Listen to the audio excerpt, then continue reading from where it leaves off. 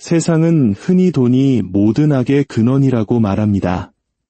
하지만 만약 미국에서 가장 성공한 종교 중 하나가 돈에 대해 설교하는 것을 넘어 돈을 완벽하게 지배하는 경지에 이르렀다고 한다면 어떨까요? 미국에서 가장 부유한 종교는 전 세계적인 조직망을 가진 거대한 가톨릭 교회도 개인 전용기를 타고 다니는 화려한 TV 속복음 전도사들도 아닙니다. 그 주인공은 바로 우리에게 몰몬교라는 이름으로 더 잘 알려진 예수 그리스도 후기 성도 교회입니다. 그리고 그들이 세운 것은 단순히 하나의 종교가 아닙니다. 그것은 거의 모든 대기업보다 더 많은 땅을 소유하고 자체 미디어 제국을 운영하며 조용히 $1,000억, 우리 돈으로 약 140조 원이 넘는 투자 펀드를 운용하는 거대한 금융기계입니다.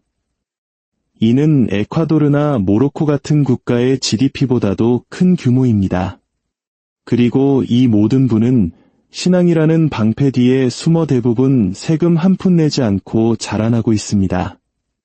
한 교회가 어떻게 미국 최대의 사유지 소유주 중 하나가 될 수 있었는지 이해하기 위해 우리는 모든 것의 시작으로 거슬러 올라가야 합니다. 1830년 뉴욕의 한 농장 소년이 황금판을 보았다고 주장하며 단순히 신앙뿐만 아니라 금융의 판도까지 바꿔놓을 종교를 세웠던 바로 그 순간으로 말입니다. 그의 이름은 조셉 스미스였습니다. 추종자들의 눈에 그는 단순한 예언자를 넘어 하나의 시스템을 구축한 설계자였습니다. 그는 역사 속 모든 제국 건설자들이 이해했던 한 가지를 꿰뚫고 있었습니다. 믿음은 힘이지만 돈과 결합된 믿음은 그 누구도 막을 수 없다는 것을 말입니다. 후기 성도 교회의 가장 초기부터 돈과 신앙은 하나로 융합되었습니다. 신도들은 자신의 소득 10%를 바치는 11조를 계명으로 받았습니다. 이 원칙은 오늘날까지도 굳건히 지켜지고 있습니다. 하지만 다른 많은 종교기관과 달리 이 교회는 헌금을 단순히 모아서 쓰지 않았습니다. 모으고, 합치고, 그리고 다시 투자했습니다. 몰몬교 역사의 초기 수십 년은 잔혹했습니다. 스미스의 추종자들은 그들이 시온을 건설하기 위해 모였다고 믿었습니다. 여기서 시온은 단순히 비유적인 천국이 아니라 미국 땅에 세워질 실제적이고 물리적인 공동체였습니다. 1830년대 그들은 미주리주의 인디펜던스시를 새로운 예루살렘의 터전으로 선포했습니다. 그들은 땅을 사들이고 농장을 일구며 정착하기 시작했습니다. 종종 한 덩어리로 투표하고 협동조합 시스템으로 자원을 공유하는 그들의 모습은 외부인들에게는 마치 침략처럼 보였습니다. 신이 이 땅을 자신들에게 주었다고 주장하며 기존 사회의 융화되기를 거부하고 경제활동마저 신학의 연장선으로 여기는 이 낯선 이들은 대체 누구였을까요? 반발은 폭력적이었습니다. 미주리 주에서의 갈등은 주지사가 직접 1838년 몰몬 박멸령을 내리는 지경에 이르렀습니다. 이는 미국 역사상 주지사가 공개적으로 특정 종교 집단의 추방 또는 파괴를 명령한 유일한 사례였습니다. 이 끔찍한 경험은 그들의 정신의 깊은 상처와 함께 한 가지 교훈을 새겼습니다. 외부인에게 의존해서는 결코 생존할 수 없다는 것. 생존은 곧 우리 자신의 땅, 우리 자신의 돈, 우리 자신의 조직을 통제하는 것을 의미한다는 사실을 뼈저리게 깨달은 것입니다. 이전에도 오하이오주에서 은행을 운영하려던 시도는 실패로 돌아가 신도와 이웃 모두에게 큰 금전적 손실을 안겼고, 이후 일리노이주에 건설했던 번화한 도시 나부에서는 자체 민병대를 조직하여 지역 주민들을 공포에 떨게 했습니다. 갈등은 또다시 격화되었고 1844년 조셉 스미스는 재판을 기다리던 중 성남 폭도에게 살해당하고 맙니다. 매번 반복되는 추방의 경험은 몰몬 교도들의 정신에 동일한 교훈을 새겼습니다.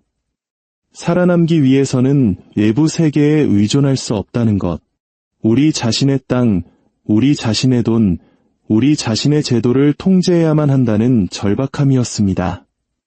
1847년 브리검 영이 신도들을 이끌고 서부로의 대의주를 감행했을 때 시온이라는 개념은 단순한 신학을 넘어선 경제적 사명으로 굳어졌습니다. 그것은 바로 다시는 누구도 우리를 쫓아낼 수 없는 사막의 한가운데에 자급자족이 가능한 제국을 건설하라는 명령이었습니다. 그리고 그들은 정확히 그것을 해냈습니다. 유타 준주에서 몰몬 교도들은 성전만 지은 것이 아니었습니다. 그들은 농장, 재분소, 공장, 협동상점을 지었습니다. 부가 외부로 유출되지 않고 공동체 내부에서 순환하는 그들만의 경제 시스템을 창조했습니다. 심지어 신도들이 가진 모든 재산을 교회에 바치고 그 대가로 관리권을 부여받는 연합제도라는 급진적인 공동재산 시스템을 실험하기도 했습니다. 이 제도는 오래가지 못했지만 그 안에 담긴 사상은 강력했습니다. 경제적 삶은 영적인 삶의 일부이며 돈은 세속적인 것이 아니라 신성하다는 믿음이었습니다. 시간이 흐르면서 그 철학은 거대한 조직으로 굳어졌습니다. 11조 시스템은 꾸준한 수입원을 보장하는 금융 엔진이 되었습니다. 다른 종교의 자발적인 기부와 달리 11조는 충성심과 믿음의 척도이자 반드시 지켜야 할 계명으로 여겨졌습니다. 이는 모든 몰몬교 가정이 사실상 공동기금에 돈을 내고 교회는 그 돈을 다시 투자하는 구조를 의미했습니다. 자금이 축적되면서 교회는 영적인 단체를 넘어 하나의 거대한 기업처럼 움직이기 시작했습니다. 출판사, 보험사, 은행을 설립했습니다. 미디어 분야로 확장하여 미국 최대의 라디오 네트워크 중 하나인 본네빌 인터내셔널을 세웠고 브리검 영대학교와 같은 교육기관을 설립하여 신실한 인재를 양성하는 동시에 그들을 키워낸 시스템에 대한 충성심을 강화했습니다. 그리고 아마도 가장 중요하게는 땅을 사들이기 시작했습니다. 엄청나게 많은 땅을 말입니다. 오늘날 몰몬교는 여러 자회사를 통해 미국 전역에 걸쳐 수십만 에이커에 달하는 광대한 목장, 과수원, 삼림지, 농지를 소유하고 있습니다. 플로리다의 감귤 농장에서부터 텍사스의 거대한 목장에 이르기까지 그들의 땅은 끝없이 펼쳐져 있습니다. 상업용 부동산, 쇼핑몰, 주거단지까지 합치면 이 교회는 미국 최대의 사유지 소유주 중 하나로 추정됩니다. 한때 박해받던 소수 종파가 이제는 주요 대기업과 어깨를 나란히 하는 토지 제국을 건설한 것입니다. 그리고 기업과 달리 그들은 11조 수입이나 투자 수익에 대해 세금을 내지 않습니다. 이것은 단순히 부동산에 관한 이야기가 아닙니다. 이것은 권력에 관한 이야기입니다. 땅은 지렛대이며 시장이 붕괴해도 사라지지 않는 장기적인 부를 의미합니다. 다른 교회들이 기부금 감소와 비용 상승으로 어려움을 겪는 동안 후기 성도 교회는 조용히 여러 세대에 걸쳐 부를 보장할 자산을 확보해 나갔습니다. 이 모든 것은 11조라는 무자비할 정도의 규율과 돈 역시 신앙처럼 영원한 관점에서 관리되어야 한다는 확신에서 시작되었습니다. 2019년 마침내 그 장막이 걷혔을 때 외부 세계는 충격에 빠졌습니다. 데이비드 닐슨이라는 이름의 전직 투자 관리자가 교회의 비밀 투자 조직인 엔사인 피크 어드바이저스에 대해 내부 고발을 한 것입니다. 그는 미국 국세청에 후기 성도 교회가 조용히 수십억 달러의 자산을 축적해왔으며 그 돈 중 자선 활동에 사용된 것은 거의 없다고 주장하는 고발장을 제출했습니다. 수년 동안 이 펀드는 11조로 들어온 수십억 달러를 조용히 모으고 재투자해왔습니다. 그 규모는 입이 떡 벌어질 정도였습니다. 자산 총액이 1,000억 달러 이상. 이는 쿠웨이트의 국부펀드보다 크고 하버드와 예일 대학교의 기금을 합친 것보다도 많은 액수였습니다. 그리고 이 거대한 돈은 수십 년간 거의 완벽한 비밀 속에서 복리로 불어나고 있었습니다.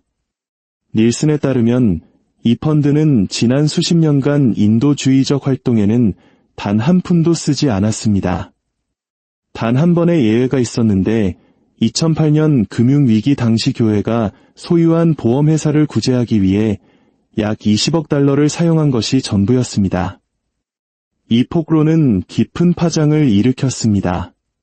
신도들은 오랫동안 자신들의 11조가 선교 사업, 성전 건축, 인도적 지원에 쓰인다고 들어왔습니다. 그러나 실제로는 돈의 상당 부분이 그저 비축되고 글로벌 시장에 재투자되며 완전한 비밀 속에서 불어나고 있었던 것입니다. 비판가들에게 이는 오랫동안 의심해왔던 사실을 확인시켜 주었습니다. 몰몬교가 자선 단체라기보다는 종교라는 날개를 단 거대한 헤지펀드처럼 기능하고 있다는 것을 말입니다. 이 펀드가 그토록 거대하게 성장할 수 있었던 이유는 단 한 가지, 바로 면세 혜택 덕분입니다. 미국에서 종교기관은 막대한 특권을 누립니다. 11조는 기부금으로 처리되어 소득세가 면제되며 기부자에게는 세금 공제 혜택까지 주어집니다. 그 돈으로 이루어지는 투자 역시 보호받습니다. 일반 기업이 법인세를 내고 투자자가 양도소득세를 내는 동안 후기 성도 교회는 그 시스템 밖에 존재합니다. 엔사임 피크는 세금이라는 마찰 없이 수십억 달러를 수십 년간 불릴 수 있었고 이는 대부분의 기업이 꿈도 꿀 수 없는 부를 창출해냈습니다. 내부 고발 문건에 따르면 엔사임 피크는 애플, 마이크로소프트, 아마존, 구글 등 현대 자본주의의 근간을 이루는 기업들의 주식을 조용히 소유하고 있었습니다. 아이폰 한 대가 팔릴 때마다, 검색창에 무언가를 입력할 때마다, 아마존 프라임 구독이 갱신될 때마다 그 수익의 일부는 간접적으로 몰몬교의 부에 기여하고 있었던 셈입니다. 그러나 엔사임 피크는 전체 그림의 일부에 불과했습니다. 2012년 교회는 솔트레이크 시티 시내에 약 15억 달러를 들여 화려한 명품 쇼핑몰인 시티크릭 센터를 열었습니다. 티파니, 노드스트롬 같은 명품 매장과 고급 레스토랑이 들어선 이 쇼핑몰은 예부 세계에 큰 충격을 주었습니다. 교회가 왜 명품 쇼핑몰을 짓는가? 옹호자들은 도심을 활성화하고 일자리를 창출했다고 말했지만 비판가들은 이것이 교회의 진정한 우선순위를 드러낸다고 말했습니다. 영적인 구원이 아니라 경제 제국을 건설하는 것이라고 말입니다. 이처럼 후기 성도 교회의 이야기는 우리에게 더 큰 질문을 던집니다. 종교단체가 면세 혜택을 누리면서 글로벌 기업처럼 운영되는 것이 과연 옳은 일일까요? 이들의 방식은 중앙 집중적이고 기업적이며 무자비할 정도로 체계적입니다. 모든 11조는 종잣돈으로 취급되고 모든 달러는 복리로 불어나며 모든 자산은 장기적인 관점에서 관리됩니다. 바로 이 철저한 규율이 그들의 성공 비결인 동시에 논란의 근원이 되는 역설을 낳습니다. 한편으로 몰몬교는 자원을 모으고 꾸준히 재투자하며 눈앞의 이익을 넘어 멀리 내다보는 사고방식의 힘을 보여줍니다. 만약 일반 가정이나 국가가 이 정도 수준의 재정 규율을 채택한다면 이기 앞에서 훨씬 더 강해질 것입니다. 하지만 다른 한편으로 그들의 비밀주의와 면세 혜택은 불편한 현실을 만듭니다.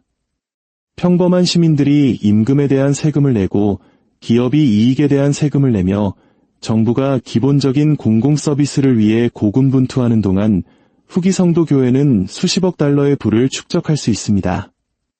비판가들에게 이것은 자선을 설교하며 불을 쌓는 위선입니다. 옹호자들에게 이것은 불확실한 세상에서 신앙을 지키기 위한 현명한 대비책입니다. 어느 쪽이든 몰몬교의 막대한 부는 돈과 권력이 어떻게 얽혀 있는지를 보여주는 창입니다. 신념이 엄격한 규율과 결합되고 법의 보호를 받을 때 그것이 현대 역사상 가장 위대한 부의 엔진 중 하나가 될 수 있음을 증명합니다. 결국 몰몬교의 이야기는 단순히 한 종교에 대한 이야기가 아닙니다. 그것은 조직이 어떻게 개인보다 오래 살아남는지, 규칙이 어떻게 강자를 보호하기 위해 만들어지는지, 그리고 부가 어떻게 평범한 사람들은 너무 늦기 전까지는 결코 볼 수 없는 방식으로 구축되는지에 대한 이야기입니다. 후기 성도 교회는 칼로 나라를 정복하지 않았습니다. 그들은 인내심으로 금융을 정복했습니다. 그리고 그 과정에서 십자가의 방패 아래 법의 보호를 받으며 시장의 힘으로 불어난 웬만한 주권 국가보다 더 큰 부를 쌓아 올렸습니다. 이 이야기가 세상의 숨겨진 구조를 바라보는 새로운 관점을 제시했다면 이 지식을 공유하는 것은 다른 이들의 길을 밝히는 등불이 될 수 있습니다. 여러분의 좋아요와 구독은 더 많은 진실을 찾아 나서는 저희의 여정에 큰 힘이 됩니다. 역사는 해답을 가지고 있습니다. 저희는 여러분이 어디를 봐야 할지 알려드리겠습니다.